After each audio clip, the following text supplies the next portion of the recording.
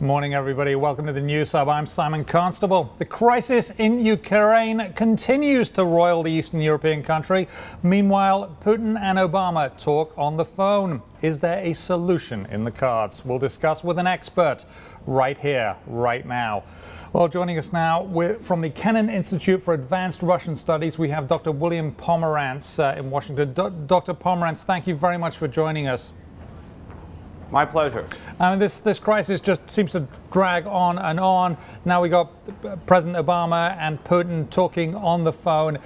What can that achieve? Well, one has to believe that dialogue in this instance is a good thing, but I don't think they can achieve what Putin wants to achieve and what the U.S. wants to achieve. Obama apparently just accused Russia of meddling in Ukrainian affairs, and Putin turned around and blamed the West. So I don't think that it moved negotiations forward. I don't think that they arrived at a political solution to this crisis. Now, a telephone conversation is one thing. We understand Vice President Biden will be traveling there. Will he manage to achieve anything by being on the ground? He's a man that people seem to like when they meet him. Well, I'm sure he'll be liked when he gets to Kiev. I don't believe he's going to eastern Ukraine. And I think that he is going to Ukraine primarily to provide some reassurance that the U.S. supports the current interim government in Kiev. Unfortunately, I don't think he's bringing any extra money. I don't think he's bringing any military assistance. And he's really only bringing the promise of increased sanctions if the situation gets worse. So although I think it's a good symbolic move, I don't think he's bringing anything concrete to Ukraine, or doesn't appear to be. I mean, to the untrained eye, it seems as if Europe has abandoned Ukraine and basically just hung them out to dry. Is that a fair comment?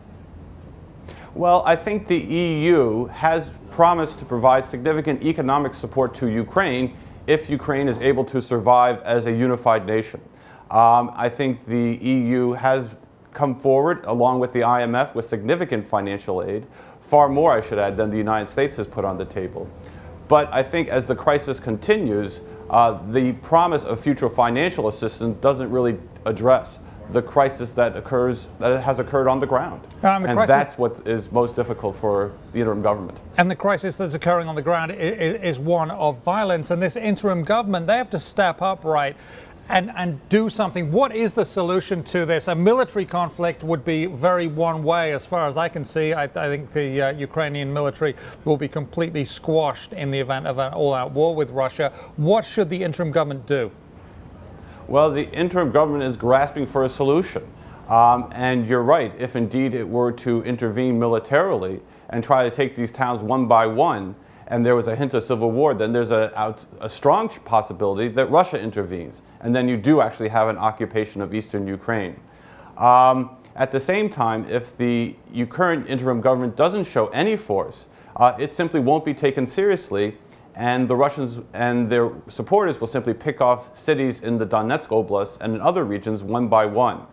So I think the interim government has proposed a potential referendum, which is also a very troublesome issue, but it really is in a hard position.